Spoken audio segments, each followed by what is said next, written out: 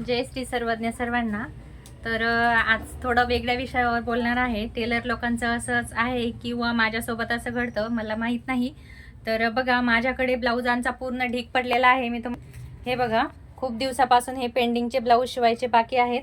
आणि इकडे पण बघा, मला नीटसा म्हणजे काही ब्लाऊजचं तर आठवत पण नाहीये कोणता मापाचा ब्लाऊज आहे आणि कोणता स्टिच करायचा आहे। तर एक एक दीड दीड दोन दोन महिन्यापासून ब्लाऊज स्टिच करायचे पडलेले आहेत। पण हा ब्लाऊज बघा आज सकाळीच आला। याचा स्टिचिंगचा व्हिडिओ मी नक्की अपलोड करेल। आणि बघा, हा प्रिन्सेस कटवरती मला रेडी करायचा आहे, वर्कचा ब्लाऊज आहे।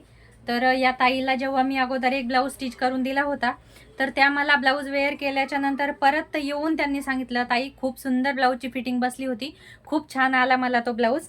आणि मला पण छान वाटलं ज्यावेळेस कस्टमर आपल्याला रिटर्न येऊन सांगतात की छान ब्लाऊज बसला, किंवा म्हणजे थोडंसं काही कस्टमरचं थोडंसं वेगळं असतं की जे आपल्याला रिॲक्शन देतात येऊन की छान बसला, आजपर्यंत माझी अशी फिटिंग बसली नव्हती वगैरे वगैरे।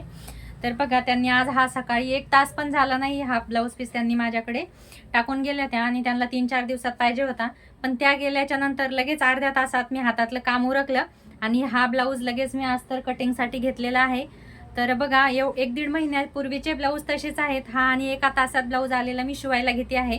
तर माझ्यासोबतच होतं असं का तुम्ही पण असं करता, मला कमेंटमध्ये नक्की सांगा। आणि जे माझे कस्टमर आहेत ज्यांचे ब्लाऊज भरपूर दिवसाचे पडलेले आहेत, ते व्हिडिओ बघत असतील तर त्यांना सॉरी। पण खरंच काही ब्लाऊज आले की लगेच आपल्याला शिवायला घ्यावेसे वाटतात, का बरं ते माहीत नाही। तर चला भेटूया मग नेक्स्ट व्हिडिओमध्ये।